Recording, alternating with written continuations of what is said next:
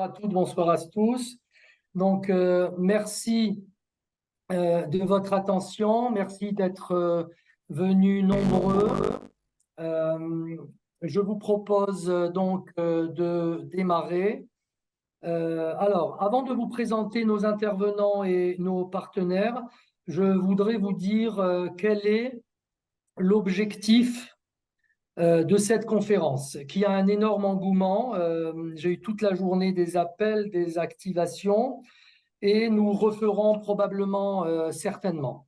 L'objectif est, de par les expériences vécues de nos intervenants, de vous donner une image réelle de la médecine en Israël, son système, ses spécificités, les diplômes requis, la validation à obtenir, bref, un aperçu vivant de la médecine en Israël. Alors cela, ou pour juste votre curiosité et votre attache à Israël, ou pour ceux qui sont déjà en Israël, vous donner matière à réflexion pour, par exemple, reprendre votre travail ou ajuster vos options, ou pour ceux très nombreux là ce soir qui sont encore en France, excusez-moi pour le mot encore, pour vous expliquer succinctement, vous mettre en contact avec les bonnes personnes pour vous décider, pour préparer, pour mener et pour réussir votre alia pour ceux qui souhaitent le faire et trouver un emploi ici. Nous avons toute l'aide qui convient avec cet écosystème au niveau médical. Pour présenter nos partenaires, je vais laisser dans 1 minute la parole à Yasmine Mannheim, qui est la directrice du département promotion de l'ALIA de OSM, l'Organisation sioniste mondiale. Et juste avant, je souhaiterais d'abord me présenter et ensuite vous lire la bio de Rina Fermont et de Gilles Morali, donc docteur Rina et docteur Gilles. Alors, moi-même, je suis Léon Cohen, en Israël depuis 13 ans, directeur chez Gvaim pour tous les projets français. Gvaim est une association à but non lucratif qui aide les Olim du monde entier à organiser leur carrière pour pouvoir réussir et s'installer en Israël. Nous avons 6 programmes, chacun adapté à un domaine spécifique, comme celui qu'on va vous présenter aussi sur Gvaim médical. Nous avons décidé, je m'en excuse déjà, de vous mettre en mute tous. Si vous avez des questions, comme ça c'est plus organisé, si vous avez des questions, n'hésitez pas à les saisir sur le chat. Et bien sûr, à la fin de nos interventions, on va ouvrir à tout le monde les micros pour pouvoir poser les questions. Nos 2 intervenants, donc docteur Rina Fermont et docteur Gilles Morali, auront 20 minutes chacun pour parler de leur expérience. Mais juste avant donc de donner la parole à Yasmine pour présenter les intervenants. Alors, docteur Rina Fermont, Alia il y a 10 ans, immuno-hématologue depuis 25 ans, dédiée à la sécurité des patients, pharmacovigilance et hémovigilance, fondatrice de l'association Eranim Israël, très active pendant le Covid, membre de Vaccine Safety Net. Elle a reçu, Rina, le prix des Olim remis par le président israélien Herzog pour la contribution extraordinaire à la société et à la nation. Élue membre correspondante israélienne de l'Académie française de pharmacie. Rina fait partie du groupe de travail Intelligence artificielle et médicaments et est en préparation d'un congrès international sur les leçons à tirer du Covid pour construire le futur de la médecine. Lors de son alia, Rina a créé une activité de consultante pour l'industrie pharmaceutique israélienne pour la mise en compliance avec les réglementations internationales en pharmacovigilance. Pour quelques mots en préalable concernant Gilles, alors docteur Gilles Morali, gastro-entérologue à Jérusalem depuis 40 ans, titulaire d'une triple formation française de par ses études à Paris et canadienne pour la recherche en hépatologie et israélienne pour la gastro-entérologie, chef de service d'hépatologie à l'hôpital Shaare Tzedek de Jérusalem pendant 20 ans. Dr Gilles Morali a publié plus de 50 articles médicaux et aussi 3 livres. Il a eu un diplôme aussi également sur l'hypnose et président d'honneur du MEDIF, l'association des médecins francophones israéliens, et donc très actif dans l'intégration des Olim de France, aussi bien à l'hôpital que dans les caisses d'assurance médicale. Yasmine, je te laisse le podium. Bonsoir à tous, merci Léon, voilà, merci à tous pour votre présence. Je m'appelle Yasmine, comme l'a dit Léon, je travaille pour le département promotion de l'ALIA de l'OSM, pas encore directrice, mais je travaille pour le département promotion de l'ALIA. Le département promotion de l'ALIA, c'est 3 projets principaux. Donc, on a les conférences, comme celle qu'on fait ce soir, et normalement, en temps normal, les conférences ont lieu en présentiel. Et cette conférence aussi devait se maintenir en présentiel, mais en raison de la situation en Israël, on n'a pas pu le faire, mais on a décidé quand même avec Léon de la maintenir quand même, mais par Zoom. On a le projet Megamat Aliyah, qui est un projet de préparation à l'examen psychométrique pour les jeunes, en français et en France, et c'est valable jusqu'à 7 ans. Et on a le projet des Ulpanim, et notamment l'Ulpan médical, que ma collègue Nava va vous présenter. Donc, on a, comme Nava va certainement le dire, on a plus de 100 classes d'Ulpan en France, et l'Ulpan médical qui est dédié pour les professions médicales et paramédicales. Et je voulais aussi remercier nos partenaires, et Ulvaim, et Maayan qui va présenter son programme Ulvaim médical, Sarah qui représente ce soir l'agence juive, qui est conseillère emploi à l'agence juive, et bien évidemment ma collègue Nava, à qui je passe la parole pour présenter l'Ulpan. Nava, la parole est à toi.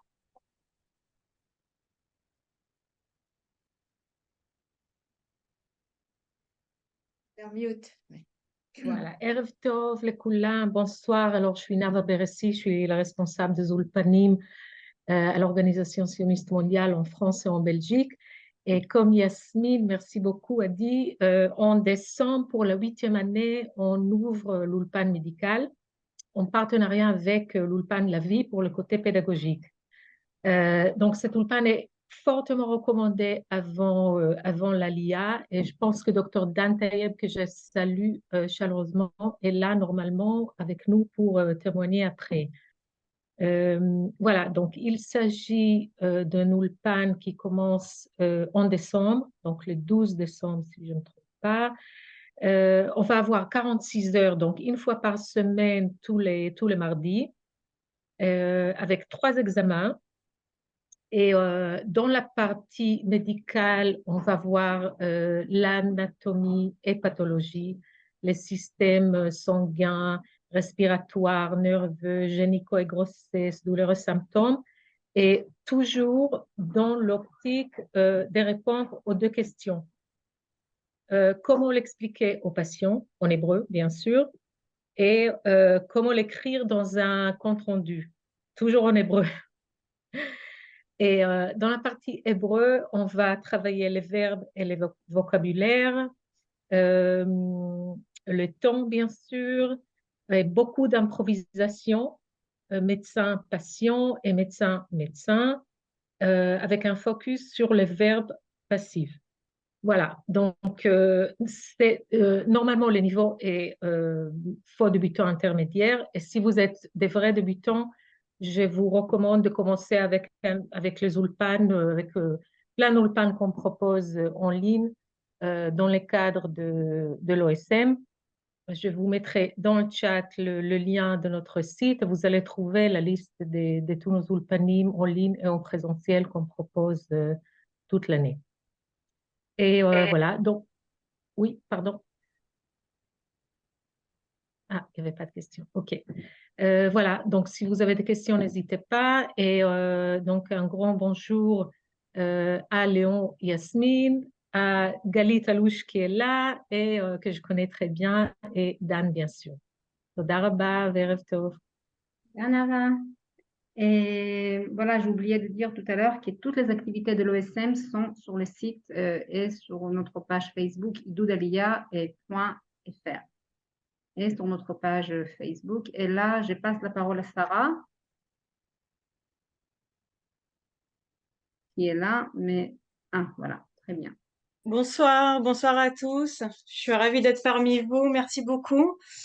Alors, je me présente, je suis donc Sarah Cohen, conseillère emploi au sein de l'Agence juive. Alors, je reconnais quelques têtes parmi vous, donc je suis ravie de vous retrouver pour les personnes que j'ai accompagnées, que j'ai eu la chance d'accompagner. Alors, juste pour vous rappeler que, bien sûr, en tant que conseillère emploi, je peux vous accompagner dans votre équivalence professionnelle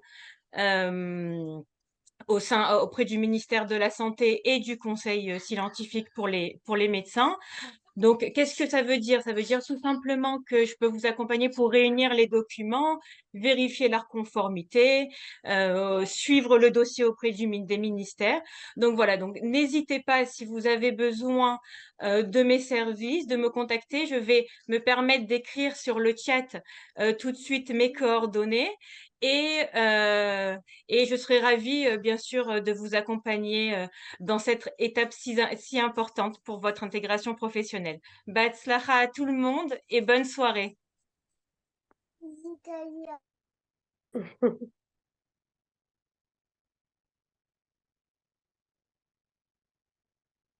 Voilà, Marianne. Bonsoir tout le monde. Merci pour l'opportunité.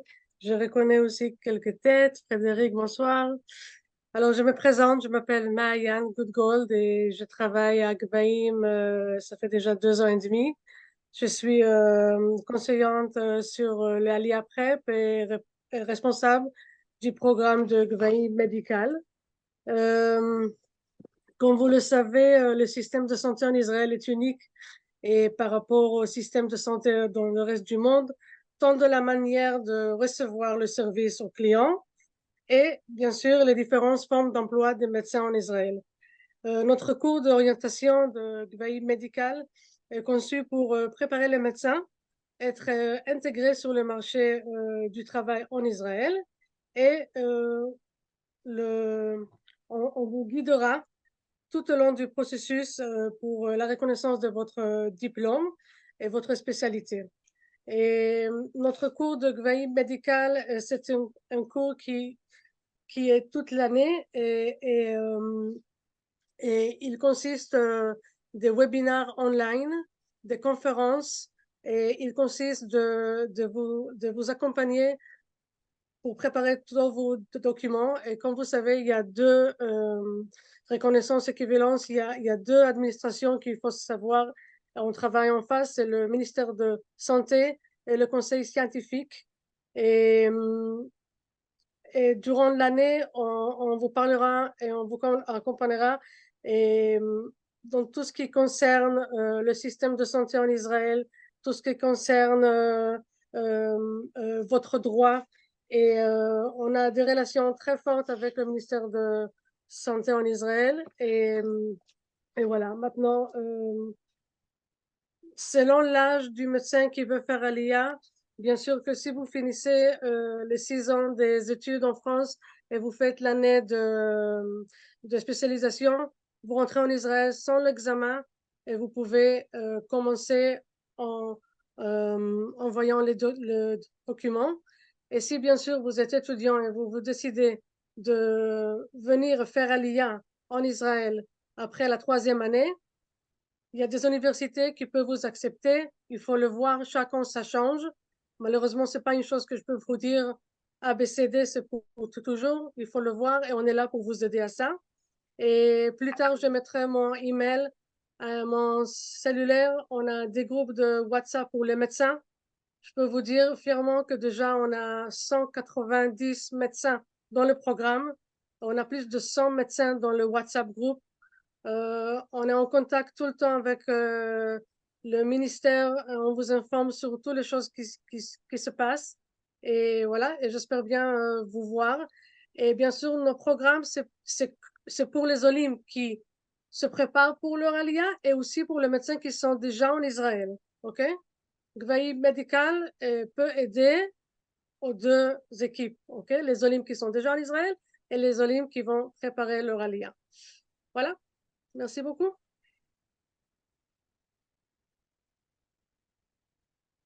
Merci. Merci. Donc, ce que je vous propose maintenant, c'est que nous allons laisser la parole au docteur Rina Fermont. Et vous avez le podium, Rina. Vous avez 20 minutes. Parlez-nous de votre expérience longue ici en Israël et bravo pour toutes vos nominations, vos diplômes et tout ce que vous faites pour Israël. Merci de m'avoir invitée et je suis ravie de partager cette expérience avec vous. D'abord, la première chose, c'est finalement comment est-ce qu'on se prépare à venir en Israël. Moi, ça doit faire plus de 50 ans que je me prépare. Ça a mis beaucoup de temps pour réussir. On a essayé plusieurs fois, mon mari est chirurgien vasculaire et thoracique. On a essayé plusieurs fois, on n'a pas réussi. Du coup, nos enfants sont partis avant nous. Jusqu'au jour où j'ai dit, je pars. Et donc nous sommes arrivés en Israël. Et en fait, comment est-ce que je me suis préparée à ce départ? La première chose, c'est qu'avant de venir, de faire mon alia, pendant 2 ans, je suis venue faire des formations pour l'industrie pharmaceutique en Israël. Et aussi d'ailleurs pour le ministère de la Santé, qui avait vraiment au niveau pharmacovigilance, c'était à peu près niveau pays sous-développé. Et donc, j'allais les voir et je leur faisais des formations gratuites pour les mettre à jour sur ce qui se passait en Europe et au niveau international. Et puis, donc, ce qui m'a permis de connaître beaucoup de gens pendant ces formations. Et donc, le jour où j'ai fait mon alia, le lendemain, j'ai pu signer un contrat avec une société israélienne. Et j'étais toute fière de montrer ma Teudat Zehut et de savoir que j'avais un travail et que je pouvais aider une société qui voulait exporter des produits israéliens au niveau international et qui n'était absolument pas aux normes internationales. Et en fait, à part quelques sociétés, il y avait très peu de sociétés en Israël qui étaient aux normes parce que la réglementation israélienne était vraiment assez basse. Et puis, il y a eu un énorme scandale en Israël, qui est d'ailleurs que vous avez connu il n'y a pas très longtemps en France, qui était le scandale de l'altroxine, où en fait, il y a eu un changement dans la formule, d'ailleurs pas dans le principe actif, mais uniquement dans l'excipient de l'altroxine, qui a entraîné un déséquilibre chez les patients qui avaient des problèmes thyroïdiens. Et donc, comme il n'y avait absolument aucune structure, c'était une catastrophe, c'était géré d'une façon catastrophique. Donc, c'est arrivé devant la Knesset, et là, la Knesset a pondu un grand dossier pour dire, voilà, il faut monter une cellule, enfin un département de pharmacovigilance, et j'ai eu le plaisir d'écrire le white paper pour donner quelques avis. En fait, quand je suis arrivée en Israël, j'ai pensé à tous les gens qui avaient eu des enfants, des maris, des pères qui étaient à la guerre ou dans les attentats, et je me suis posé la question, qu'est-ce que moi je peux apporter à Israël? Et en fait, je veux dire que je pense que c'est une mantra chez moi. C'est-à-dire que comment est-ce que je peux participer à construire ce pays? D'ailleurs, pour moi, c'est pas un mérite, c'est une fierté énorme de pouvoir contribuer à la société. Et donc, qu'est-ce qui manquait en Israël? C'était la pharmacovigilance. Donc, d'un côté, j'ai travaillé avec l'industrie pharmaceutique, et de l'autre côté, j'ai immédiatement monté une association Et nous avons fait des actions, évidemment tout était volontaire, nous avons fait des actions au moment où la nouvelle réglementation israélienne s'est mise en place, de formation gratuite de l'industrie pharmaceutique. Et puis après, on a fait aussi un congrès sur la façon, sur les erreurs médicamenteuses et la prévention des erreurs médicamenteuses. Et en fait, on a mis en place un programme qui est très original à l'hôpital Mayana Yoshua sur la prévention des accidents des anticoagulants, sur la gestion des anticoagulants. Donc voilà, on en était là, et puis le Covid arrive.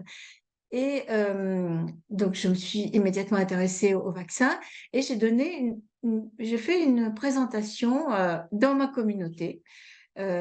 Si quelqu'un connaît l'île Maud et la Midrashet Yehuda Manitou, dans ma communauté, 15 jours avant la vaccination, j'expliquais ce que c'était, qu'est-ce que c'est le système immunitaire, qu'est-ce que c'est le vaccin, qu'est-ce que c'est les effets secondaires, comment est-ce qu'on met un produit sur le marché en si peu de temps, qu'est-ce que c'est les essais cliniques. Donc en fait, une approche très approfondie de grand public.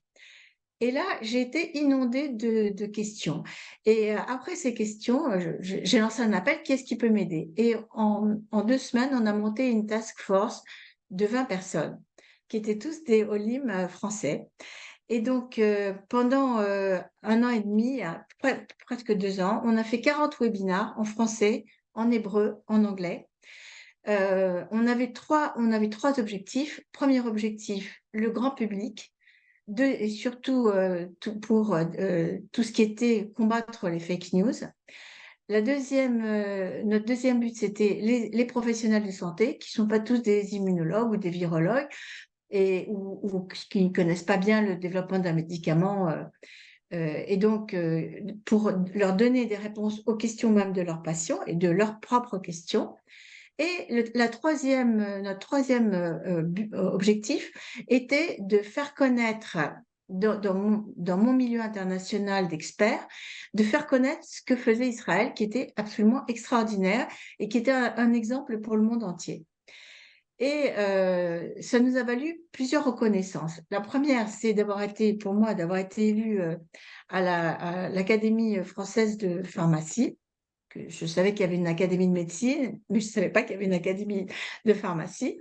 Donc, et j'ai été élue parce que j'ai présenté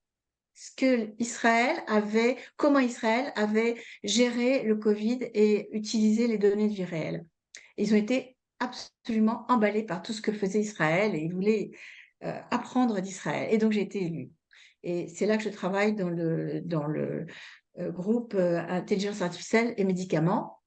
Tous les mois, il y a une réunion et tous les mois, j'amène un Israélien qui parle de ce qu'on fait en Israël, dans les Coupotrolim ou dans des sociétés. Et donc, ça, c'est mon travail avec l'académie. La deuxième reconnaissance qui, pour moi, est absolument énorme, c'est Vaccine Safety Net. Vaccine Safety Net, c'est un réseau de 100 sites Internet de référence. Nous, on était le 101e dans le monde, donc, de l'OMS, qui a été créé par l'OMS. Et en fait, ce sont les sites qui donnent de l'information sur la safety des vaccins. Et ils ont été ligne par ligne dans chacun de notre page de notre site internet. Et donc, on est le 101e, comme le CDC américain, American Academy of Pediatrics, Johns Hopkins School of Public Health, Paul Ehrlich, enfin, vraiment des gens très, très prestigieux. Et nous, la toute petite association Eranim Israël. Et tout ça a été couronné par cette reconnaissance des Olim, du ministère de l'Alia. Et c'était une émotion immense. Une émotion, d'abord, ce prix, pour moi, c'est un prix que je partage complètement avec mon équipe. Et cette équipe, c'est une équipe formidable. C'est une équipe de gens comme ça qui m'ont téléphoné. Tu sais, je m'occupe de sites internet, ou de médias sociaux, si tu veux, je m'occupe de de tes Facebook, l'autre qui m'appelle et qui me dit, voilà, je suis webmaster, un autre. Et ça s'est constitué comme ça en 2-3 semaines. Et on a travaillé, mais d'arrache-pied, et inutile de vous dire qu'on est tous devenus amis. Et en fait, je trouve que c'est très parallèle à ce qu'on vit aujourd'hui, dans un tout petit, à une toute petite échelle, parce que le Covid, ça nous a préparé à ce qu'on vit aujourd'hui, c'est-à-dire une catastrophe mondiale et une réaction immédiate d'Israël. Et en fait, c'est ce qu'on voit aujourd'hui, c'est-à-dire une catastrophe épouvantable et une réaction de tout le peuple, de tout le monde qui veut aider. Et ça, c'est ce qui nous soutient. Et c'est ce qui fait que ça donne tout notre sens à ce qu'on fait. Et je voudrais dire une autre chose, c'est que pour moi, toutes les années, et je voudrais donner une image de qu'est-ce que c'est mon alia. Parce que mes enfants me disaient, mais enfin surtout mes filles me disaient, mais je comprends pas, tu as une belle carrière en France et tu as l'air de dire que vraiment tu commences à vivre en Israël. Alors, il fallait que je trouve une image et j'ai trouvé l'image. C'est comme quelqu'un qui est très musicien et qui vit dans un pays où il n'y a pas du tout de musique. Et finalement, euh, il fait sa vie, il se marie, il travaille, il a des enfants, etc. Donc, il oublie qu'il aime la musique. Et tout d'un coup, il arrive dans un pays où il y a plein de musique. Et là, tout d'un coup, il se rend compte qu'il y a une partie de sa neshama, une partie de son âme qui était restée silencieuse. Mais c'est exactement ça, moi, ce que je vis en Israël. Et je me dis que tout ce que j'ai réussi à faire en Israël, j'aurais jamais pu le faire ailleurs qu'en Israël. Parce que Israël, c'est quelque chose qui nous fait grandir, qui nous oblige à nous dépasser, qui nous oblige à être à la hauteur de ce peuple magnifique. Voilà. Et si je continue, je vais me mettre à pleurer, alors vaut mieux que j'arrête. Unmute. Merci beaucoup Rina. Merci pour cette expérience vivante et toutes ces réussites. Euh, alors moi, ce que je faisais en vous écoutant parfaitement, je notais aussi toutes les questions qui sont passées sur le chat. Donc on va ensuite, après l'intervention du docteur Gilles Morali, les lister, en parler. Lorsqu'on aura certaines réponses, on vous les donnera en live. Celles pour lesquelles encore on n'a pas de réponse, je les garde et je vous enverrai à tous la question avec les réponses, j'espère. Et bien entendu, je vous enverrai tous les contacts des gens et des associations qui sont sur le chat par email. Gilles, si vous m'entendez, docteur Gilles Morali, Oui, je la vous entends. parole est à vous. Oui, vous m'entendez? Oui, très bien. Ok, bonsoir. Bien, d'abord, merci de m'avoir invité à cette conférence Zoom. Eh bien, je vais essayer dans les quelques minutes qui me sont imparties de vous expliquer effectivement quel a été mon parcours. Qu'est-ce que c'est que la médecine en Israël? Pourquoi est-ce qu'il faut faire son alia? Non seulement au niveau médical, mais tout simplement au niveau, comme expliquait Dr Fermont, au niveau de la neshama qui peut s'exprimer ici. Et je vais prendre un petit peu de mon exemple personnel pour vous montrer donc ce parcours-là. Moi, j'ai fait mes études en France et tout de suite à la fin de mes études, je suis monté en Israël. J'ai fait mon stage interné en Israël alors que j'avais réussi l'internat en France. J'avais une brillante carrière qui m'attendait en France, parce que j'avais été nommé 10e à l'internat, mais Ah, malgré ça, j'ai décidé de tout abandonner en France pour faire mon alia. La première année, l'année du stage a été très difficile parce que l'intégration au niveau de la langue, au niveau du système médical, etc., était complètement différent. Mais bon, Hachem, en l'espace de 6 mois, un an, j'ai pu m'adapter. J'ai pu trouver une place à Hadassah Hatzofim pour commencer une spécialité en médecine interne. Et là, je peux vous dire que donc le travail d'un interne en Israël, c'est épuisant. Vous avez entre 7 et 10 gardes par mois. Vous travaillez, et après une garde, vous travaillez jusqu'à, bon, aujourd'hui c'est un peu différent, mais à mon époque, après une garde, on travaillait le lendemain jusqu'à 4, 5 heures, 6 heures. C'était normal de travailler non-stop. On avait des semaines de 60, 70 heures. C'était quelque chose de tout à fait normal. Il fallait s'adapter et on n'avait pas le choix. Et donc, c'est comme ça que j'ai fait ma spécialité de médecine interne. À Dassa, j'ai ensuite choisi de me spécialiser en gastroentérologie que la spécialité que j'ai faite à l'hôpital Sharet Zedek. Et je me suis spécialisé ensuite en hépatologie. Je suis parti 2 ans à Toronto, au Toronto General Hospital. Donc, j'ai fait une sous-spécialité en maladie du foie, ce qui m'a permis à mon retour en Israël donc d'être pendant 20 ans chef de service des pathologies à l'hôpital Sharet Zedek. Au cours donc de ma carrière, j'ai publié plus de 50 articles scientifiques dans les plus grands journaux scientifiques comme le Gastroentérologie, Hépatologie, etc. Donc, j'ai évidemment enseigné donc, aux étudiants. Et après, donc, ma formation, donc, cette triple formation donc, française, israélienne et canadienne. Et après Sharet Zedek, je suis passé après à Adassa pour m'occuper de l'unité de transplantation du foie à Adassa. Et j'ai commencé en parallèle à travailler aussi dans les caisses d'assurance maladie. Alors, ce que je voudrais vous dire, c'est qu'effectivement, en général, la médecine, donc les cliniciens se divisent en deux groupes. Soit les cliniciens sont uniquement hospitaliers, soit ils travaillent uniquement dans les coupes pétrolières. Moi, je pense qu'on peut juxtaposer les deux, aussi bien donc faire une carrière hospitalo-universitaire et faire aussi une carrière de clinicien à la Coupe Patrolim, parce que c'est aussi un domaine important et qui permet effectivement d'avoir donc des ressources intéressantes à ce niveau-là. Donc, c'est pas évident, ça demande beaucoup de travail, mais on peut essayer effectivement d'associer les deux. Et moi, c'est ce que j'ai fait. Euh, alors oui, on demande les salaires hospitaliers et libéraux. Alors effectivement, c'est évidemment beaucoup moins qu'en France, hein, tout dépend donc pour les salaires. Donc si on est chef de clinique ou chef de service, ça varie et ça varie d'un hôpital à l'autre. Donc la fourchette est très grande, hein. On va dire ça varie entre 20 000 et 40 000 shekels par mois brut pour un médecin hospitalier. Pour un médecin qui travaille dans les coupes pétrolières, tout dépend donc le nombre d'heures, le nombre de vacations que vous faites. À ce moment-là, vous êtes payé en général au nombre de patients.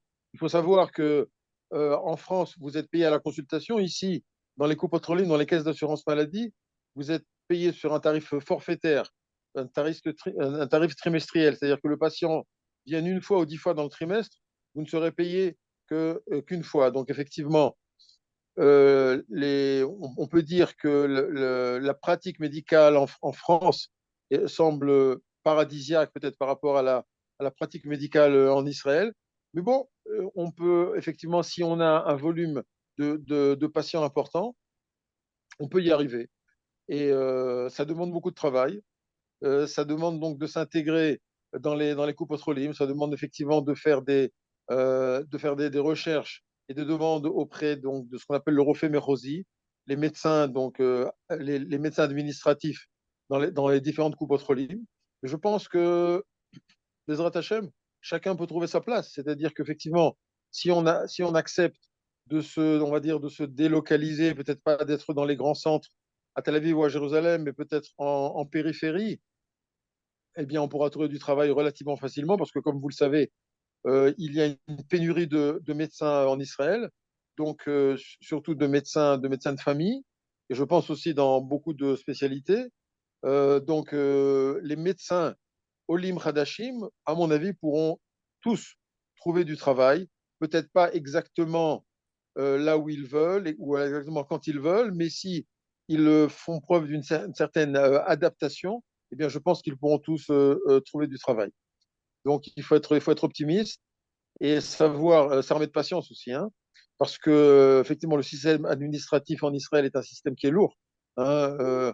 On dit que le système en Israël, ce qu'on appelle le système des pkidim, hein, donc c'est-à-dire que effectivement, ce sont souvent les administratifs qui vont diriger les choix de vos postes. Vous allez devoir vous adapter en fonction des besoins de tel et tel coupatrolim.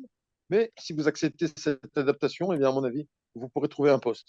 À l'hôpital, tout dépend. Tout dépend à quel hôpital vous voulez travailler. Tout dépend la spécialité, votre spécialité, et tout dépend donc dans les services hospitaliers si on aura besoin de vous pour, pour un service tout à fait particulier que vous pouvez apporter. Par exemple, moi, donc, on avait besoin de moi pour diriger le service des pathologies à Sharat Zedek, donc ce que j'ai fait pendant 20 ans. Il y a après un autre médecin français qui a fait son alia de Paris et qui s'occupe jusqu'à aujourd'hui de l'écho-endoscopie à Sharat Zedek. Il n'y avait pas d'écho-endoscopiste et donc c'est lui qui a pris le poste. Donc vous voyez que on peut avoir, si on est la bonne personne au bon endroit et au bon moment, eh bien, Bezrat Hashem, on pourra trouver le poste à votre pointure. Donc ça, c'est grosso modo comment se passe le travail en Israël. Donc soit à l'hôpital, soit à la Coupe Patrolim, soit essayer de faire les deux. Je voudrais vous parler aussi donc de l'association dont je suis le président, qui s'appelle le MEDIF. Le MEDIF, c'est l'association des médecins dentistes et israéliens francophones. Cette association, donc, nous l'avons créée avec plusieurs amis depuis 1989. Elle regroupe plus de 500 médecins et dentistes francophones en Israël. Nous représentons un poids en Israël puisque nous avons, par exemple, réussi dans les années 90, après avoir rencontré les dirigeants de la Histadrut Hamadaït, de l'association scientifique médicale, bien, nous avons réussi à faire annuler pour les médecins français qui font leur alia l'examen donc d'entrée en Israël, puisque à cette époque, il n'y avait que les médecins américains et canadiens et sud-africains qui étaient dispensés de l'examen. Nous avons dit qu'il n'y avait pas de raison que les médecins français ne soient pas dispensés de cet examen. Et nous avons réussi, après avoir rencontré donc, les dirigeants de l'association scientifique médicale, eh bien, à faire annuler cet examen. Et donc aujourd'hui, les médecins français n'ont pas besoin de passer un examen écrit pour faire valider leur spécialité. En général, ils ont besoin de faire un stage qui dure entre 3 et 6 mois pour faire valider leur spécialité. Ils peuvent tout de suite après commencer à travailler. Ce stage est important parce que ça leur permet de connaître le système israélien, ça leur permet d'apprendre la langue et donc de s'insérer dans le système médical. Donc c'est quelque chose qui est tout à fait positif à mes yeux. Donc le MEDIF, vous pouvez faire appel à nous. Nous vous aiderons donc pour votre intégration, au même titre que nous travaillons avec toutes les autres associations comme Gvaim et autres. Et donc, nous vous aiderons à trouver un poste en vous mettant en rapport avec des médecins administratifs de la Coupe Patrolim ou autres.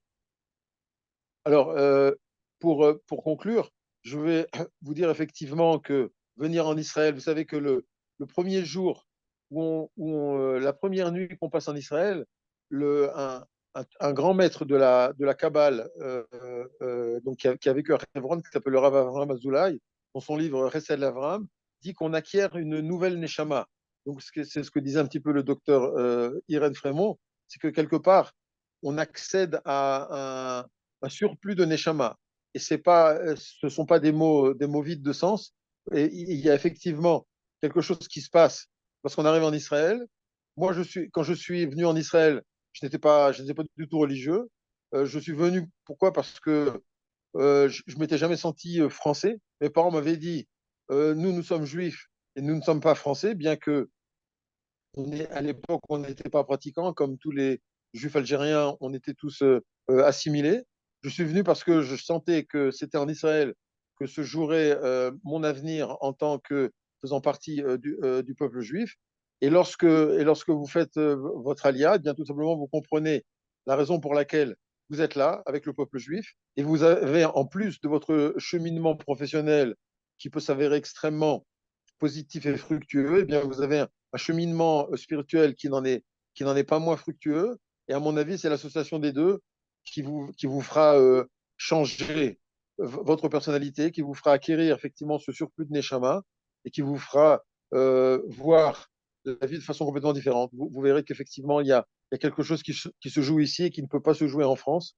Et vous voyez surtout dans cette période extrêmement difficile que nous vivons en ce moment, eh bien, vous voyez à quel point donc, la cohésion du peuple juif, du Ham Israël, est quelque chose de fondamental, et ça ne peut se vivre qu'ici qu'en Israël. Et inutile de vous dire qu'avec tout ce qui se passe en France et aux États-Unis, c'est évident que la place de chaque médecin et de chaque juif est en Israël.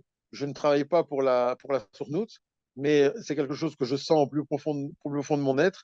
Et ça fait 40 ans que je suis en Israël, et je me félicite tous les jours un peu plus d'avoir fait ce choix qui me met, à mon avis, sur la bonne voie en tout ce qui concerne l'avenir du peuple juif. Voilà, s'il y a des questions, je serai heureux d'y répondre.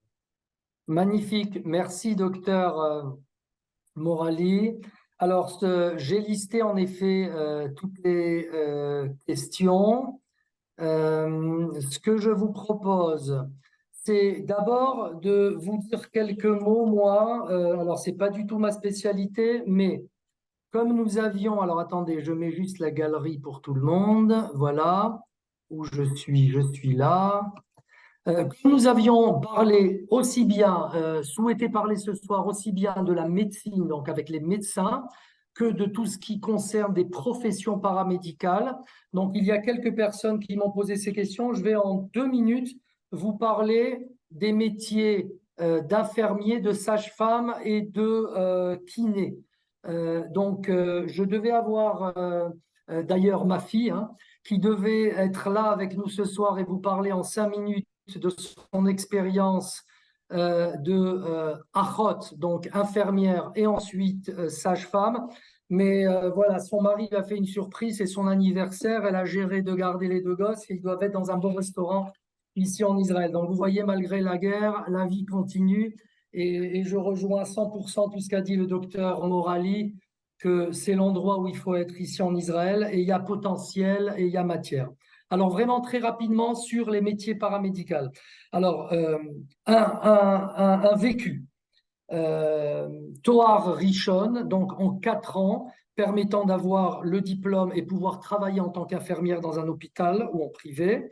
Ma fille a fait un choix de faire un master avec une thèse, mais ce n'est pas nécessaire. Elle a travaillé 2 ans à Soroka, l'hôpital à Beersheva, dans le département de grossesse à risque et gynéco. Puis ensuite, elle a dû déménager et aller près de Rehovot et elle a travaillé à l'hôpital Kaplan pendant 3 ans dans le département des soins intensifs. Et là, elle est sage-femme justement à Kaplan juste après son arrêt maternité. En fait, ce qu'il faut savoir pour une personne qui travaille à l'hôpital comme une infirmière, il y a ce qu'on appelle des mishmarot, c'est-à-dire des moments de travail, c'est 7h, 15h ou 15h, 23h ou 23h, 7h. Et ça inclut bien sûr les nuits, les vendredis, les shabbats. Et chaque semaine, vous avez des choses différentes tous les jours. Vous pouvez travailler de nuit, le lendemain, ce sera dans la journée, le lendemain dans l'après-midi. Si vous travaillez à 100% de votre temps, vous avez 5 mishmarot à faire dans la semaine. Si c'est à 60%, par exemple, c'est 3 mishmarot. Il y a la possibilité, bien sûr, de travailler dans ce qu'on appelle Teila, donc soit des Kupat Rolim, ou soit ce qu'on appelle Tipat Ralav. Et là, vous ne travaillez que en journée. Ça, c'était sur le vécu. Maintenant, sur une personne qui est venue de l'étranger et qui a dû faire son équivalence de diplôme ici. Donc, c'est simple, c'est toujours au niveau, et là, ce que je vais dire, c'est aussi bien au niveau des kinés qu'au niveau, dans kiné, on ne parle pas de kiné ici, mais de physiothérapeute, aussi bien pour les infirmières que pour les kinés. Je vais vous donner une petite différence. Sur le site du ministère de Briout et aussi qui permet de faire la validation et l'équivalence des diplômes. Donc, on met tous ces diplômes, tous ces notes, son CV sur ce site. Bien sûr, il faut que ce soit traduit et dans certains cas que ça passe par un notaire qui valide la traduction. C'est plus le cas c'est ce que j'ai appris, pour les kinés. Ce qu'il faut savoir, c'est que ça change régulièrement en Israël et toujours dans la simplicité. Donc, ce que je vous en bien entendu parler des sites, des liens permettant de voir où on en est. Un mois, 2 mois maximum que vous avez eu le retour de la division licensing du ministère de Brioude, vous recevez un email avec un lien pour faire un examen online. Ce qui est intéressant, vous pouvez le faire en anglais, en français ou en hébreu. Le premier examen est rapide et vous pouvez le refaire plusieurs fois. C'est sur les règles et la régulation, la réglementation. Par exemple, l'exemple tout bête, est-ce qu'on peut faire un vaccin à un enfant de 14 ans s'il n'a pas la validation de ses parents? Donc, tout le monde le réussit ça. Une fois que et ensuite, vous avez un deuxième lien pour faire un examen qui est simple, mais qui est un peu plus complexe, de 4 heures. Par exemple, la personne avec qui j'ai parlé, Alison, l'a fait en 2 heures et demie. Elle a eu quasiment une très, très bonne note. C'est très axé sur la physiologie. Et ensuite, on vous demande un examen en hébreu. Donc, cette personne a pris un tuteur une fois par semaine pendant 2 mois et elle a très bien réussi. Vous avez ensuite l'autorisation de travailler à temps, de manière temporaire, et c'est renouvelé tous les ans si vous n'avez pas passé un certain nombre d'heures obligatoires dans l'année passée et si vous n'avez pas travaillé dans certains hôpitaux qui sont listés. Voilà, il y a la possibilité d'avoir bien entendu Achot Prati, donc une infirmière privée, comme il y en a tellement en France, un peu moins ici. Il faut avoir bien sûr une petite société, un ESSEC, Patour ou Mourché, et une assurance.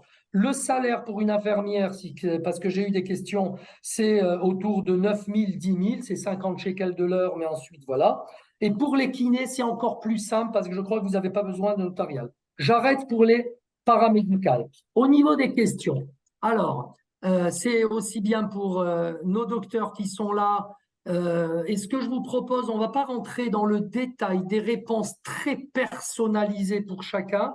Je m'engage avec Mayan de faire un tableau avec quelles questions, qui a posé et les réponses, ou si on n'a pas les réponses, les liens au niveau du français ou d'anglais du ministère du Brioude pour pouvoir y répondre.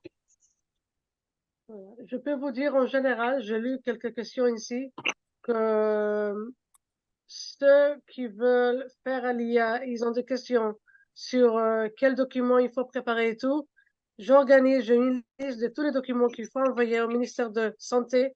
Donc, ceux qui sont intéressés, vous êtes bien invités à m'écrire un mail ou, comme a dit Léon, on va répondre à tout le monde avec un tableau, avec les réponses, avec les guides, avec le lien pour s'inscrire au programme. Je me souviens pas si je dis, mais Gvaï médical, c'est gratuit. Tout ce qu'on fait dans le médical, c'est gratuit. OK? Et on a eu beaucoup de webinaires professionnels, exactement pour des questions que je vois ici.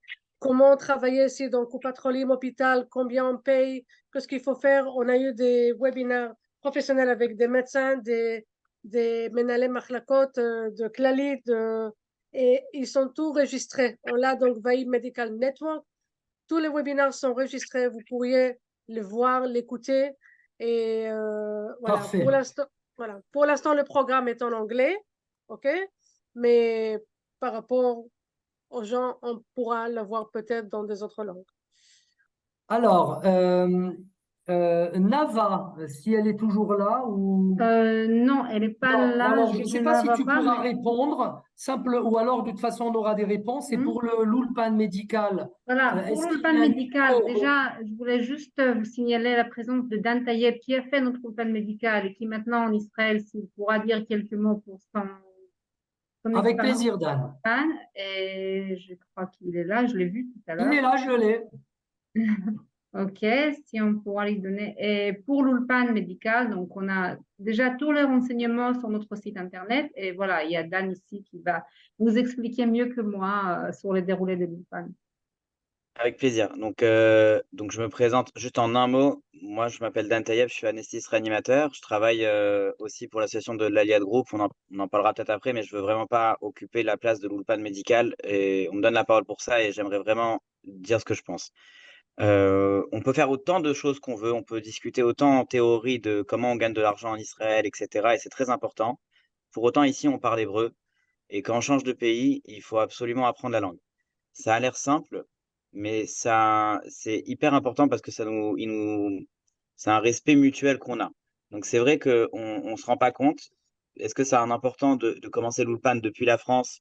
C'est une vraie question. On va arriver, on n'a qu'à faire l'Ulpan en Israël. C'est une première question. Et est-ce que c'est important finalement de faire un Ulpan médical alors que bon, finalement, on apprendra sur le tard comme ça rapidement? La réponse, elle est que plus tôt vous pouvez, depuis la France, monter votre niveau, et plus tôt vous pouvez commencer à communiquer et commencer à avoir honte, commencer à faire des bêtises dans le langage, commencer à finalement rentrer dans ce jeu de rôle, plus tôt vous aurez préfiguré dans ça dans votre cerveau. Et en arrivant en Israël, vous aurez la mécanique qui est déjà en marche. Moi, ils pensaient que j'étais là depuis 10 ans. Je parlais pas hébreu. J'ai fait 2 ans pour le coup d'Opan médical, mais c'était 2 heures par semaine. Faut relativiser. Et c'était plutôt un jeu qu'autre chose. Donc, je savais que je devais partir, bah, au Hachem. Donc, j'ai préféré. On a fait un Opan médical avant. Encore une fois, Toda Rabba, merci beaucoup à l'OSM. Et c'était en partenariat avec l'Ulpan La Vie. Et on a réussi à finalement à monter notre niveau et vraiment, les gens, ils nous ont fait confiance, ils nous ont vus. Et c'était pas juste un médecin, c'était quelqu'un à qui ils pouvaient faire confiance. Ils n'avaient pas juste médicalement, ok, mais est-ce qu'il comprend ce qu'on lui dit? Est-ce qu'il arrive à se débrouiller? Et ça nous a propulsé tout de suite à un niveau qui était bien plus loin que ce qu'on pouvait faire. Donc moi, je le Très bien. conseille vivement, et je vous le dis, il faut vraiment commencer le plus tôt possible et arriver en Israël pour se monter un peu plus. Mais commencer le plus tôt possible en France, c'est nécessaire. Nécessaire, il n'y a pas de question sur ça. Merci. Merci beaucoup, Dan. Irène, Rina, vous voulez rajouter quelque chose? Ça, c'est tout à fait évident que la langue est un élément fondamental d'intégration. Et à part les ulpanim, nous, on n'a pas eu la chance de faire l'ulpan de l'OSM, mais on a fait les ulpanim à Jérusalem, mais en plus, on a fait l'ulpan Kaïtz de l'Université de Jérusalem. Et en 5 semaines, on passe d'un niveau. C'est épuisant parce qu'on fait que ça toute la journée, mais vraiment, c'est extrêmement efficace. Donc, on a fait ça un été pendant nos vacances. Et ça a été, mais vraiment, ça nous a propulsé d'un niveau. Et c'est très important, surtout quand vous voulez communiquer avec les Israéliens. Parce qu'en fait, ils ont tendance à vous dire, ah, allez, on parle en anglais parce que vous parlez pas bien hébreu. Et en fait, je crois que il faut s'accrocher. Et vraiment, c'est important de parler Très et de bien. comprendre. Merci beaucoup, Rina. J'ai listé toutes les questions là. Il y en a beaucoup qui vont où on va répondre, pardon, et par email à tous, hein, comme je vous ai dit sur le tableau. Tout ce qui est les équivalences, évidemment, je vais vous envoyer les liens des ministères pour pouvoir mettre toutes les informations au niveau de vos équivalences. On me pose des questions, peut-être, Gilles, vous pourriez répondre sur Oui. est-ce qu'il y a la possibilité de faire des stages à l'hôpital? Et j'ai pas mal de questions, c'est très intéressant, j'ai pas mal de questions d'étudiants en médecine actuellement en France, qu'ils soient en début, qu'ils soient déjà en internat. Est-ce qu'il y a la possibilité, parce que je peux les comprendre, ils veulent quitter la France, ces personnes, est-ce qu'il y a la possibilité d'automatiquement rentrer, avoir une équivalence ici et poursuivre ses études en Israël? Oui, alors on peut effectivement maintenant, en cours d'études, en troisième ou en quatrième année, intégrer une faculté de médecine. Ça, c'est relativement nouveau. On peut, alors, ça dépend, chaque année, c'est une faculté ou une autre qui le fait. Une fois c'est Beersheba, une fois c'est Tel Aviv, une fois c'est Jérusalem. Donc il faut s'enseigner en quelle année l'étudiant va rentrer et quelle université est prête à l'intégrer, première chose. Deuxième chose, ce qui est très important quand on a terminé les études de médecine, c'est de faire sa thèse, de venir en tant que docteur en médecine. Parce que pour Israël, la spécialité ne commence qu'après le doctorat en médecine. Donc il faut, et effectivement, c'est souvent un problème, parce qu'en France, on a l'habitude après donc les années d'études, de commencer tout de suite l'internat et de faire la thèse uniquement après l'internat. Ça risque d'être un problème ici. Donc, vous voyez s'il est possible de faire tout de suite, d'écrire tout de suite votre thèse. Et avec la thèse, vous montez en Israël et à ce moment-là, vous pouvez commencer une spécialité en Israël. Est-ce que je peux rajouter quelque chose, si vous me permettez? Oui. Allô? Bien sûr, Dan, je vous en prie. Bien sûr, alors, merci. Donc, nous, on travaille aussi avec beaucoup de médecins qui se posent la même question. Quand est-ce que je peux partir? Donc, est-ce que on sait avant, après l'internat, et est-ce qu'il faut faire un post-internat notamment? La question, la réponse, elle se fait en 3 temps. D'abord, on peut tout faire depuis la France. Si vous avez une question, est-ce que je suis reconnu au partir de la 4e année de médecine, après l'internat ou quoi, on peut envoyer les documents depuis la France à la Moatsam Madamite ou au conseil, au Misrad Abriout, qui nous reconnaîtra plus ou moins une période. Donc, on a déjà une facilité de faire ça. Il faut comprendre, c'est important. Maintenant, ce que vient de dire Gilles, c'est vrai, mais c'est à moduler. Depuis 2016, ils reconnaissent aussi le diplôme de médecine, le DCEM, comme un diplôme de médecine validant. Ça veut dire qu'on peut arriver en DCEM sans internat. Par exemple, moi, mettons que j'ai fait l'internat. Ils ne demandent pas la thèse? Ils ne demandent plus la thèse. C'est-à-dire que la Ils thèse, demandent plus la thèse.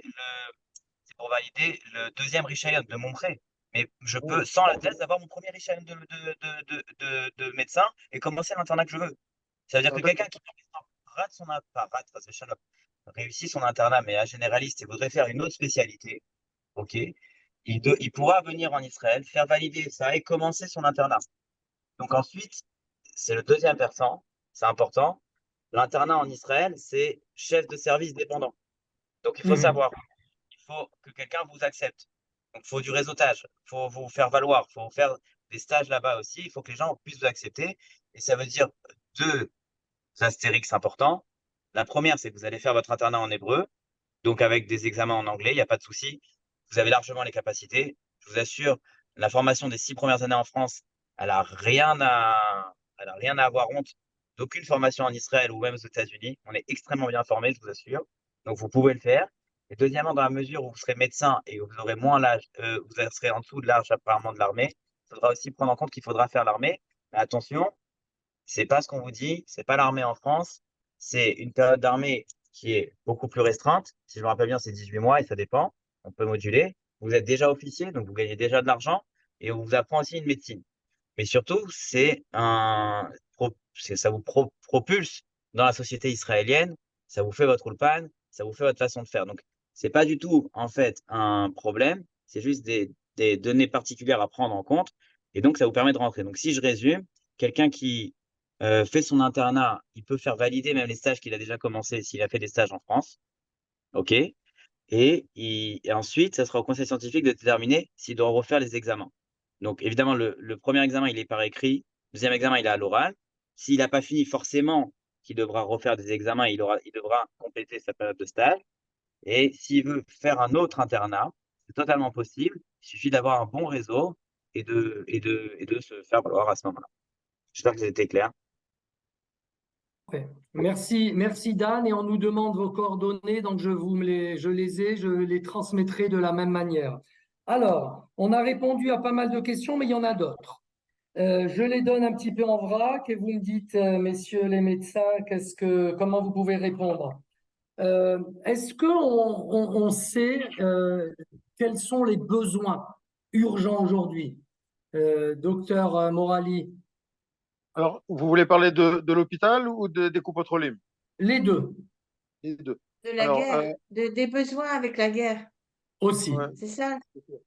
Alors, dans les hôpitaux, vraiment, on a besoin d'urgentistes. Dans les hôpitaux périphériques, comme par exemple à Naria, on pourra trouver des postes dans beaucoup de spécialités, à mon avis. Et puis après, ça dépend. Je veux dire, vous pouvez, si vous avez donc quelque chose de très pointu et que vous arrivez juste au bon moment où on a besoin de votre hyper spécialité, eh bien, vous serez pris pour ce poste-là. Donc, ça, c'est concernant l'hôpital. Maintenant, concernant les coupes pétrolières, on a besoin de médecins de famille. Il manque des médecins de famille un peu partout dans le pays. Encore plus en périphérie que dans le centre du pays, mais à mon avis, les médecins de famille, il y a un manque aujourd'hui assez important de médecins de famille et des médecins spécialistes. Tout dépend où vous voulez travailler. grosso modo, il manque il manque des médecins dans à peu près tous les domaines. Donc, je pense que c'est une bonne période pour les médecins de l'étranger de faire leur alia. Ils auront toutes les chances de trouver du travail. Il faut évidemment s'adresser à l'administration des coupes-pétrolimes, il faut s'adresser aux chefs de service dans les hôpitaux. Donc, ça demande tout un processus.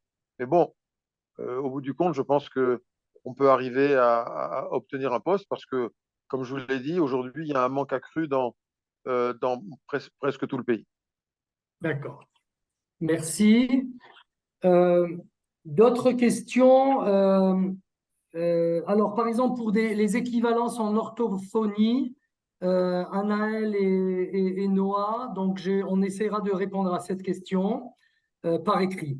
Je ne vais pas donner les noms, mais on me pose deux questions. Est-ce qu'il y a un âge maximum pour pouvoir professer en Israël? Et en particulier, une autre personne qui dit, j'ai 61 ans, est-ce que je peux travailler?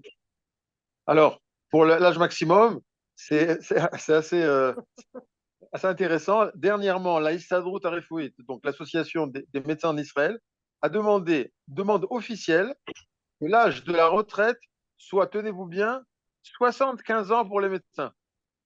Demande D'accord. officielle de Super. la Donc, vous voyez qu'il y a vraiment un manque aigu de médecins. Donc, ne vous inquiétez pas. Donc, même si vous avez dépassé la soixantaine, vous aurez du travail parce que vous avez beaucoup d'expérience et qu'on aura besoin de vous. Donc, il y a pas d'âge maximal pour, pour pratiquer la médecine en Israël. Merci. Alors, on nous pose des questions. Alors, par exemple, des spécialités comme la médecine vasculaire. Est-ce que ça existe en Israël? Le psycho-oncologue, comment ça se passe une équivalence? Ou par exemple, est-ce qu'on peut être pédiatre en privé? Bien sûr. Pédiatre en privé, il n'y a pas de... Alors, le système privé, effectivement, en général, comment ça se passe? C'est difficile, vous ne pouvez pas travailler uniquement en privé. C'est-à-dire, vous pouvez travailler ou bien à l'hôpital, donc dans le service public, ou bien à la copatronyme. Et en parallèle, je veux dire, plus vous êtes connu donc de collègues de médecins généralistes, et plus on vous enverra des patients éventuellement en privé. Donc, si vous voulez, ça fonctionne en parallèle, système public et système privé. C'est pas uniquement privé, à moins d'être très connu, d'être professeur depuis 20 ans, 30 ans à l'hôpital. À ce moment-là, peut-être vous pouvez travailler en privé et encore. C'est en parallèle avec votre poste public. Vous ne pouvez pas faire que du privé. Donc ça, c'est la première question. Deuxième question, psycho-oncologue, oui, il y a des services d'oncologie où effectivement, je pense dans chaque service d'oncologie, il y a un psychologue ou une psychologue qui officie. Donc effectivement, alors, quels sont les besoins actuels, je ne sais pas. Je ne travaille pas dans les services d'oncologie, mais il faut se renseigner effectivement où est-ce qu'on a besoin de psycho-oncologues dans tel et tel service en Israël. Il y a d'autres questions? Par rapport à On la... a parlé de la médecine vasculaire. Alors, c'est quoi? C'est chirurgien vasculaire ou phlébologue? Justement, pas du tout. Anaïs, si vous voulez préciser cela. Et pendant ce temps-là, par chat, Anaïs, s'il vous plaît. Qu'est-ce que j'ai d'autre? On parle aussi, bon, c'est peut-être un peu trop tôt, messieurs ou mesdames, mais pourquoi pas? Certains salaires, par exemple, un interne médecin pour Alors, les salaires. il faut différencier le salaire de base et les gardes. C'est-à-dire que le salaire de base est, je ne sais pas, à mon époque, c'était quelques milliers de shekels. Dan, tu pourras peut-être répondre. Tu es interne en ce moment? Alors, non, moi, Donc, je suis chef, je peux répondre, il n'y a pas de souci. c'est-à-dire que Donc, le salaire de base est minime, mais en général, le gros du salaire, c'est les gardes. Les gardes, ou ce qu'on appelle après les konanouyot, qu'on fait quand on est chef de clinique. exactement. Vous voulez que je rajoute? Moi, je peux Vas-y, rajouter avec... Oui, absolument, absolument. Et je rajoute juste une question, par exemple, quelqu'un qui pose la question, est-ce qu'en interne en Israël, on a un salaire comme en France? Ok, la réponse elle est très claire. Non, c'est beaucoup mieux. Wow. Un salaire en France d'interne, enfin moi à mon époque, j'ai commencé à 1006 et ça finissait à 2000 maximum et la garde, elle était En fonction, des fois, elle était doublée, c'était super. On arrivait en fin de mois peut-être à 2500 euros, quoi. Donc, Mhm. 3-4, ça fait 10 000 shekels. Donc non, alors faut comprendre aussi que il y a une structuration qui est différente, donc des fois les mots font peur, mais en fait, au niveau salaire global, même absolu, même pas relatif par rapport aux besoins du pays, on gagne mieux en Israël. Ok? Et maintenant, je rentre dans les chiffres. Donc, ce qu'il vient de dire Gilles, c'est important, le salaire de base, il est minime. Le salaire de base, c'est la première fourchette d'argent que vous allez recevoir. C'est en fonction du nombre d'heures de travail que vous faites, qui est lié, un, à votre ancienneté, deux, à votre responsabilité. Médecin simple, chef d'unité, chef de service. Ensuite, il est important parce que il va aussi servir de multiplicateur par rapport à combien vous allez gagner pour votre garde. Une garde en jeudi, par exemple, ça sera un multiplicateur de x5 de votre salaire de base. Mais si votre salaire de base il était de 300 shekels et qu'il passait à 330 shekels après 5 ans, eh ben, ça fait aussi une différence multipliée par 5. Donc, il faut penser à D'accord. ça. C'est important parce que du coup, au fur et à mesure, l'ancienneté dans le public elle ramène pas mal d'argent. Donc, pour revenir, un interne, c'est important donc que ce salaire de base, il n'est pas très élevé, mais la garde, elle va lui ramener beaucoup d'argent. Ici, on va parler en brut, mais par exemple, ils peuvent gagner, même en net, ils peuvent gagner peut-être 16 000 shekels net, 4 000 euros net, sans forcer. Si on fait 4 gardes par mois, il n'y a pas de problème. Et ils font peu d'astreintes, il n'y a pas d'astreinte chez les internes en général, ça n'a pas de sens là, mais ils peuvent gagner de l'argent.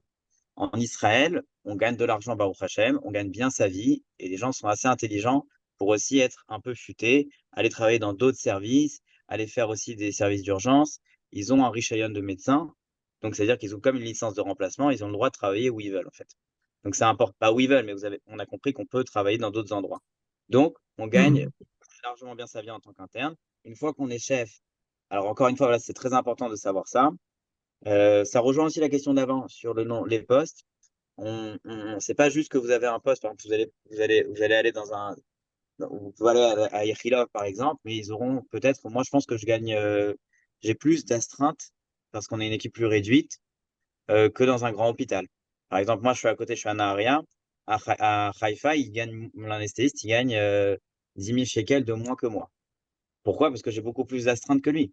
Donc il y a le salaire de base, les gardes, les astreintes, et le privé qu'on fait à l'hôpital après 3 heures. Donc ça aussi, les internes, ils peuvent en bénéficier.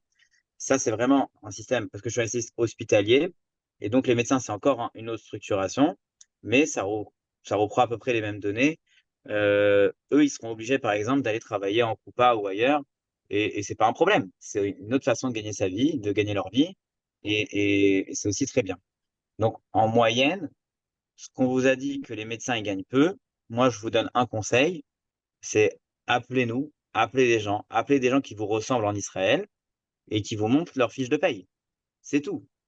Il n'y a pas besoin de devenir fou. Il y a un chiffre en bas à gauche, c'est net dans la banque à la fin du mois, et ça vous permet de vous libérer un peu de ça, parce qu'on a des a priori que les médecins gagnent 2000 shekels en Israël. Non seulement ça fait peur, mais surtout c'est même pas ça. Ça coupe toute discussion et ça n'a pas de sens. Moi, je gagne ici, donc mon salaire en tant que chef anesthésie à Naharien, il est de 34 000 shekels net. Voilà, donc avec le fait que j'ai des enfants, etc. Donc je vous le donne, il n'y a pas de souci, je vous l'envoie même par photo. Et donc ça me permet de, vous vous rendez pas compte, mais ça fait un peu moins ça fait plus que 8 000 euros à peu près, bon, peu importe, 8 fois 4, 32. Et donc on arrive à un net salaire que même un chef de service en France, à l'hôpital, il ne gagnerait jamais. Donc faut aussi relativiser. On gagne très bien sa vie. Et je travaille pas dans les conditions du privé. Donc, je travaille aussi avec mes jours de congés payés et tout mon confort de salarié fonctionnaire. Donc, ça, c'est important de réapprendre tout ça et de finalement désapprendre aussi les a priori qu'on pourrait avoir. Voilà, j'espère que j'étais exhaustif. Dan, il y a beaucoup de personnes qui demandent tes coordonnées sur le chat. Je ne sais pas si qu'est-ce que tu veux qu'est-ce que tu veux mettre comme coordonnées, mais si tu peux, Ouais, y a un pas de souci. mail ou Alors, bon, ouais, mais ouais, alors je vais vous les donner tout de suite. Est-ce que vous me permettez juste de faire une parenthèse sur le projet qu'on a de cette année ou pas? Je peux avoir l'accord de Léon? J'ai 2 minutes ou pas? Normalement, 120 secondes, j'ai besoin. Parce que du coup, attendez, je ne vois pas, Léon. continue Léon? les questions. Je continue les questions. Il y en a. Alors, qu'est-ce qu'il y avait d'autre? Je suppose, Gilles, que la psychiatrie est très demandée ou la gynéco en médecine aussi, hein? C'était deux Il y autres a, il y a- questions. il y a un manque aigu de psychiatres. On Oui. n'arrive pas, il y a des postes à pourvoir en psychiatrie, notamment pour faire des spécialisations de psychiatrie, et il n'y a pas assez de candidats par rapport aux postes offerts. Donc, psychiatre, il n'y a aucun problème pour trouver du travail. Vous aurez l'enregistrement de cette présentation, donc avec aussi les coordonnées. D'ailleurs, vous avez ceux de Dan là qui viennent de s'afficher. Alors, qu'est-ce que j'avais comme autre Léon, question? Oui, Léon, je voudrais ajouter, s'il vous plaît, que dans le programme de veille médicale, un des services qu'on vous donne, c'est le soutien d'un mentor. OK? Un mentor israélien possédant la même spécialité que vous. Et ça vous permet exactement de demander toutes les questions spécialisées dans votre profession, dans votre spécialité. Si c'est les salaires, si c'est comment ça se passe dans les hôpitaux, dans le copatrolim. Donc ça, c'est quelque chose de très important. Et voilà. Et Dan, après, je t'appelle et tu pourras être notre mentor avec plaisir. Et bien sûr, Gilles, Rina. Voilà. Donc, on a une liste de plus de 20 mentors israéliens et qui parlent des langues. Donc, voilà, ça c'est très important aussi à alors, savoir. merci beaucoup, Mayan. J'ai pas fait le tour des questions et bravo, ils ont. Je vais laisser la parole pour 3 minutes à Dan nous parler aussi de ce sur quoi il est très impliqué en dehors de son activité à Nahariya. Euh, je rebalaye. Il y a des questions qui sont très, très spécialisées et très personnelles, donc je vais y répondre par la suite ou en tout cas vous donner les liens. Mais c'est clair qu'on va vous donner tout le processus qui convient. Je rebalaye. On me pose la question, est-ce qu'il y a une aide pour les handicaps? Certainement. Je ne sais pas si Gilles, tu sais répondre à ça. Quel type d'aide? La question est sur quel type d'aide? Ouais, bon, Une aide je vous financière, donnerai les liens. en général, On a eu, les handicapés, en général, effectivement, ont une aide financière, oui, par le Bitoire oui, Leumi. oui, bien sûr. Donc vous l'aurez, bien sûr. On m'a posé d'autres questions sur les infirmières. J'en avais parlé tout à l'heure. Si vous voulez, vous me recontacter ou je vous mettrai en contact avec des personnes. Tout ce qui est les procédures d'équivalence, on en a parlé et on vous donnera les liens pour. Mayan vous a parlé, voilà. Dan, la parole est à toi, vas-y. Merci beaucoup. Alors, donc moi, j'ai fait mon alia il y a à peu près 4 ans et j'ai fait mon alia dans le cadre de l'alia de groupe de Shalom Bar que peut-être certains connaissent. C'est très important que je vous propose ça. C'est une parallèle. Baruch Hashem, il y a beaucoup de parallèles à prendre et moi, je m'adresse aux gens qui ont des familles et qui sont aussi un des conjoints qui est médecin. Nous, ce qu'on propose, c'est un accompagnement, en fait, enfin, ça fait maintenant 25 ans que les gens font ça, enfin, que le groupe existe et qui on va rechercher un très beau travail. On accompagne les familles ensemble 1 an avant l'ALIA et 1 an après l'ALIA, sur place. On permet d'aider les gens dans différents domaines. Donc, je vous explique. 1 an avant l'ALIA, on va discuter il y a un Ulpan pour enfants, un Ulpan pour adultes. On va faire des zooms sur comment faire un budget, le cadre, etc. Et on va voir différentes destinations potentielles où on a préparé le terrain pour vous accueillir en groupe. C'est important. L'idée étant que on arrive à pallier à la fois au problème du endroit trop français et donc pas d'intégration, ou endroit trop israélien et du coup isolement.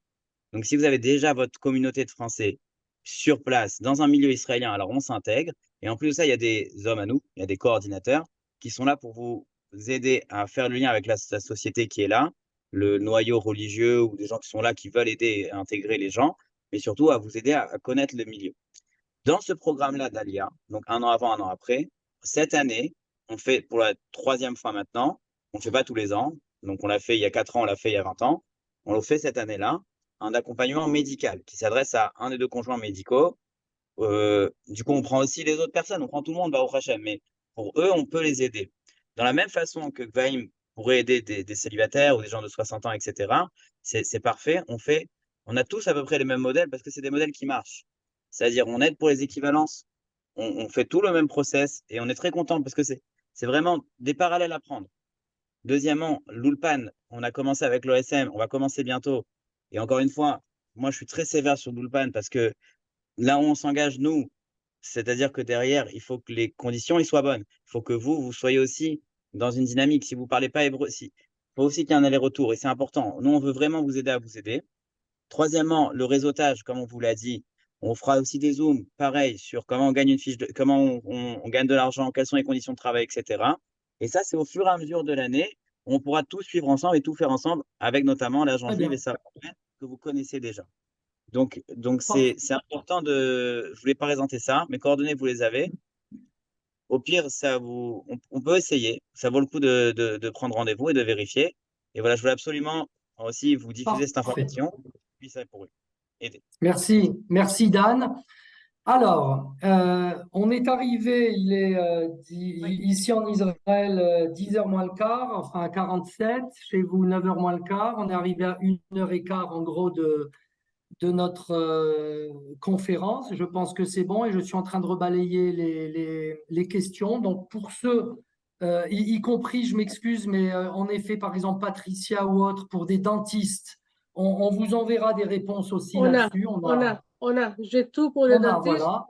S'il y a des Donc, dentistes ici, s'il vous plaît, vous m'envoyez un email, je vous explique tout le chemin. le processus. Donc, comme vous voyez, pour faire l'ALIA, vous avez entendu parler évidemment de l'agence juive à Paris, à Marseille, à Lyon, et il y a Sarah Cohen-Aziza. Vous avez ses coordonnées, je vous les réenverrai, qui vous contacte, qui vous expliquera ça en long, en large, en détail. Pour parler de l'ALIA, sachez qu'en décembre, il y a des journées d'Alia, donc vous aurez les informations le plus tôt possible. On y sera bien sûr. J'y serai moi personnellement avec Mayan dans différentes villes. Pour l'Ulpan, Nava Beressi vous a parlé de ça. Vous avez ses coordonnées. Vous savez quand est-ce que ça commence. Le 12 décembre, les mardis. Ensuite, pour tout ce qui est programme, de partir depuis la France, de penser à toutes vos équivalences de diplômes, je vais vous envoyer les liens. Et ensuite, pour avoir le programme complet, aussi bien avec Gvaim médical, Mayan vous aidera, ou le programme dans le cadre de famille, dans des lieux différents, avec Dan Tayeb, et vous avez ses coordonnées, je vous les retransmets. Je pense qu'il n'y a plus. On va vous envoyer les emails et les contacts. Ce que je vous propose, c'est de remercier, et bien sûr Yasmine, et je vais lui laisser la parole finale, de remercier Yasmine et tout ce qu'elle a fait pour organiser tout ça. Sachez qu'on a fait depuis 2 semaines énormément j'arrive pas à trouver le mot en français, reach out, pour contacter d'énormes groupes. N'hésitez pas vous-même à relayer ce que l'on fait. Comme vous voyez, il y a beaucoup d'associations très professionnelles, très sérieuses, qui vous aident gratuitement pour tout savoir et tout faire pour venir ici en Israël. Et voilà. Merci beaucoup, docteur Rina Fermont. On a été impressionnés, et bien sûr, par votre parcours et par votre discours et votre échange. Et merci au docteur Gilles Morali. Vous êtes un puits d'informations et on saura à quelle porte taper pour d'autres questions. Merci, Dan. Yasmine, à toi. Pareil, je voulais remercier tout le monde. Merci beaucoup, docteur Fermont. Merci pour le témoignage très émouvant. Et aussi dans les chats, il y a des personnes qui demandent votre contact. Je ne sais pas lequel, si vous voulez mettre votre mail ou quel contact. J'ai mis mon mail. Et de toute manière, on verra tout. Très bien, merci beaucoup. Merci à Dan. Merci et merci Dr Morali, c'était vraiment merci à tous d'être présents et merci Léon, pardon. Merci Léon et merci Marianne, merci. Merci à vous tous. On vous attend ici. Au Oui. revoir, Voilà. merci. Avec grand plaisir, on a beaucoup d'aide à vous apporter. Très bonne soirée à vous et Shabbat Shalom. Bye, Shabbat bye, shalom. Shalom. Bye, Shabbat au revoir tout le monde.